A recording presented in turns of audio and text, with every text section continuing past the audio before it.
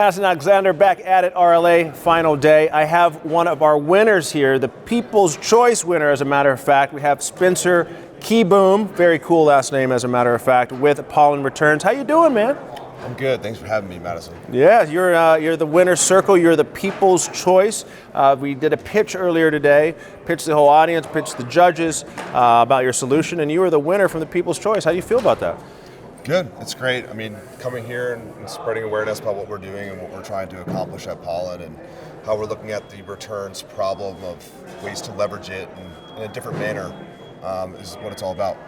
What did it feel? You used to actually had a professional sports career in the past, I've heard.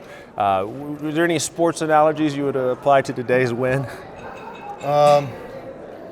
Just stay in the game. Go out there and do it. I mean, it's I didn't black out or anything. Yeah. Like, moments in the past from playing, but at the same time, you just go out there and you have fun and you really embrace it, and that's what it's about. How important was preparation?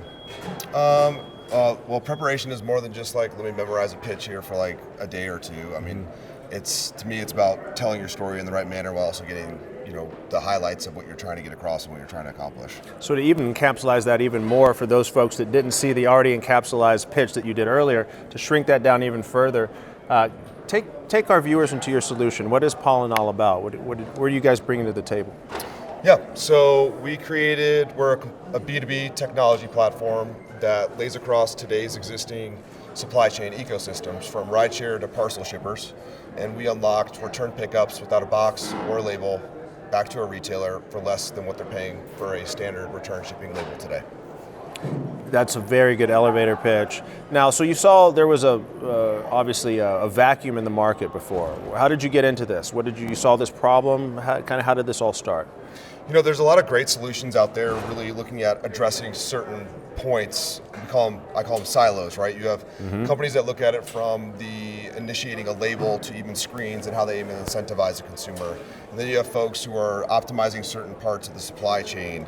And then you have folks, here who are doing liquidations, wholesale, resell, throughout the entire process. And at the same time, when you look at it, the gap that we saw and see is the longest time it takes in the reverse supply chain is actually the consumer and getting that good back. And when you have this new environment that's been created over the last 3 to 4 years and totally just accelerated due to COVID, you've created this fast out. You have a D2C focus with companies. On top of that, you have hyperfast, the hyperfast delivery and e-commerce explosion. That's all we have to say.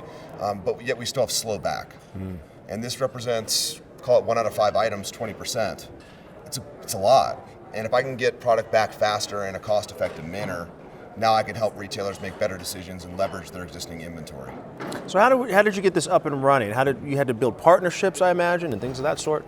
Yeah, partnerships are critical, but truth be told, it's really comes down to the team, and it's not trying to sound cliche. And it's meeting somebody through a mutual friend who had 30 years in supply chain who joined the team right off the bat, to meeting our CTO at an accelerator we did back last year around this time, to bring all of our technology in-house, and then furthermore, adding another additional members, somebody like Christian Pillar, who was formerly at Project 44, digitizing supply chains, focusing on circularity, but finding all those right pieces to the puzzle for the right foundation is just as important to me as the right foundation of partnerships to create something.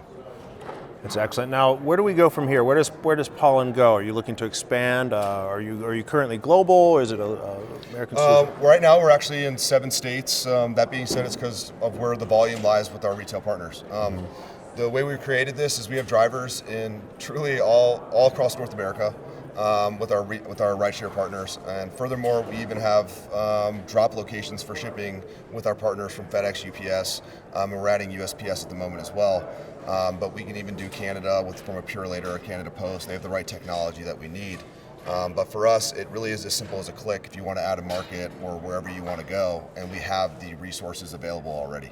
When you're getting a startup up and going, how important is it to come to an event like RLA, an association event like this, amongst peers and things of that nature? Is it important? Yeah, extremely. Starting this, especially at the beginning of COVID, very challenging because you can't meet people. I'm a firm believer that people carry energy, and there's no energy behind a screen. As much as you want to try to admit it and pass it through, it's not the same thing. And it's fun because last year, events started opening up. We started going to them and building those relationships over the course of the last 12, 13, 14, 15 months. A lot of that fruit is starting to be harvested, and that's what it's all about. What's next for the rest of the year as you guys get going further? Are you just full takeover, or what do you have on the books? Well, we would love to enable product efficiencies and enhance a lot of the customer experience pieces for these retailers. But at the same time, our main focus is on growing our volume, as well as always fine-tuning our products simultaneously. We have a bunch of KPIs that we're looking to measure with the right retailers and brands and pilots when it comes to what we can do to their abandonment rates, their conversion rates and sales, membership signups, everything on that front end of what a return means and stands for.